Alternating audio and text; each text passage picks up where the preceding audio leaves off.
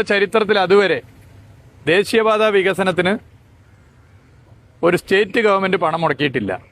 അതേക്കാ ശരിക്കും വികസനത്തിന് വേണ്ടി സ്വന്തം പണം മുടക്കേണ്ടി വന്ന ഏക സംസ്ഥാനം കേരളമാണ് എന്ന് ചില നേതാക്കൾ പറയാറുണ്ട്. പക്ഷെ അത് ശരിയല്ല. ഞാൻ കണക്ക് നോക്കുകയായിരുന്നു. ഇപ്പോ 600 crore 5600 കോടി.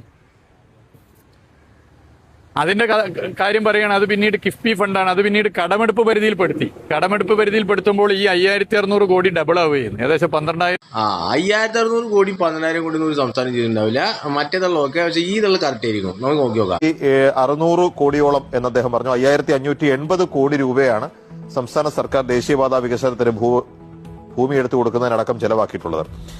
മറ്റ് സംസ്ഥാനങ്ങളുടെ ഷെയർ നോക്കിയാൽ മഹാരാഷ്ട്ര 27,568 കോടി, ഉത്തർപ്രദേശ് 23,134 കോടി, പഞ്ചാബ് 13,000 കോടി, ഹരിയാന 13,000 കോടി, ഗുജറാത്ത് 11,700 കോടി രൂപ. മര്യാദക്ക് വേണ്ടേക്കാ എന്തൊക്കെ